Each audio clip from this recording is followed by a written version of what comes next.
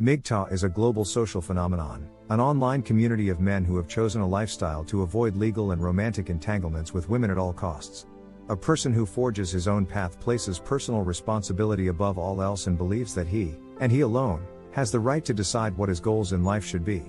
He refuses to bow to the social expectations of women and society, believing both to be hostile to him. Some mgtows promise services that disrupt the male supply and raise awareness for the millions of girls who use men and disregard our natural roles.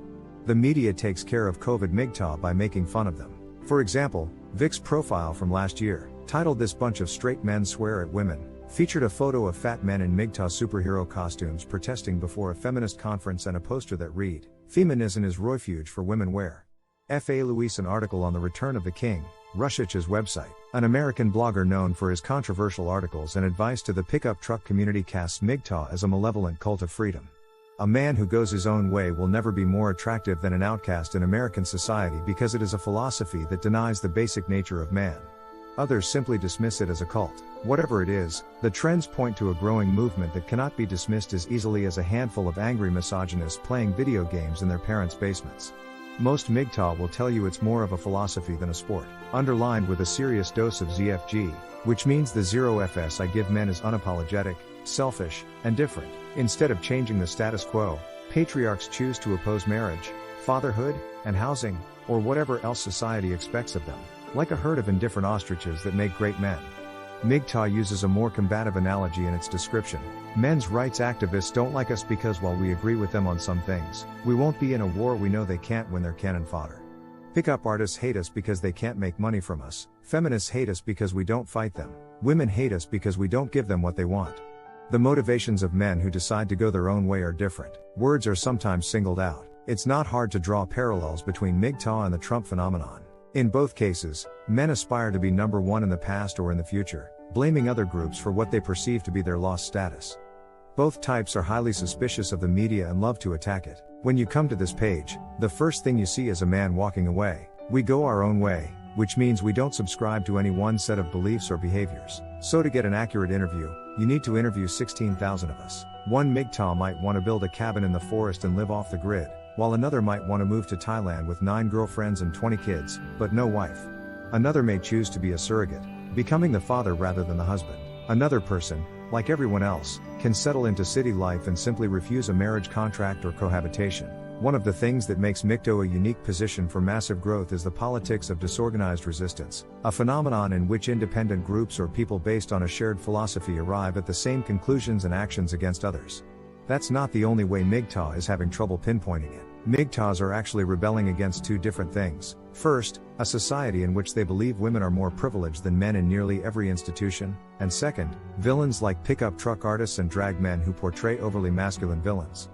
Somehow they do a great job of portraying themselves as the overlooked good guys. Women, feminism, and flirtatious girls are the problem. This way, they can rest easy knowing that they have to enjoy the many privileges that come with being a man in America today. Instead, they can say it's not me, I bow. Despite mgtow's deep aversion to pickup truck artists, nearly all of mgtow's complaints relate in some way to what they perceive as a systemic, gene-centric bias against men. They single out the following false accusations of feminist double standards. The harassment was over within minutes, causing little harm to the victim. At the same time, false allegations of sexual harassment can have long-term and more damaging effects on victims. Corrupt family court system. For all the rhetoric about gender equality, the ubiquitous raw data and the claim that the women isolated at the end are dangerous drivers speaks to the genocentric bias of the family court system. Do you want to make female drivers safer? Take the car away or at least her phone and spray paint all the mirrors matte black. Many people, including women, feel that men are unfairly affected. I used to think of feminism as the fight for equal opportunity for both sexes. In today's culture, it means female privilege. I think discrimination against men is just as bad as discrimination against women. Now is the time for men to demand justice and focus. A poll commissioned by the Minnesota Supreme Court found that 56% of the state's male and female judges agreed with the statement. I believe young children belong to their mothers. 69% of male lawyers believe judges always or often assume children belong to their mothers. Nearly all female lawyers, 94% of male lawyers, and 84% of lawyers agreed with this assessment that judges exhibited bias against fathers. At least sometimes, when concerns about unfair favoritism like this fall on deaf ears, people stop and start doing their own thing. Many point to gender bias in family courts as the reason men are 8 times more likely than women to commit suicide after divorce. In June 2011, the 58-year-old New Hampshire man set himself on fire on the courthouse steps after being bullied in family court for being a man. While women successfully blend into the male sphere, their increased presence makes them unattractive to some men. In a way, we can think of relationships as something that women are increasingly capable of creating. Mgtow might be an example where men think it's too feminine and they'll give it up. Another, perhaps more surprising example is cheerleading. During the second half of the 18th century and the beginning of the 19th century, cheerleading was considered a distinctly male profession. It helped launch the political careers of Dwight D. Eisenhower, Franklin Roosevelt, and Ronald Reagan. World War II greatly accelerated the trend of involving women in this traditionally male activity. When people come back from war, they try to take back their rightful place in the cheerleading squad. But the presence of women changed attitudes towards cheering. In response, the teenage boy turned away from it. We're seeing a similar trend in the workplace. When women enter an industry, men leave. For example, there was a time when all flight attendants were men until United Airlines hired a nurse named Ellen Church. During the 1930s, other airlines followed suit, and by 1936, women had effectively taken over the role. Some people find it ironic that the MGTOW approach is similar to what feminists have been doing for 50 years, and the version of MGTOW that interacts with women is less comfortable with radical feminism. MGTOW advocates for more than quitting relationships with women. They espoused a specific type of masculinity that was quite different from all the other masculinities that have shaped American history.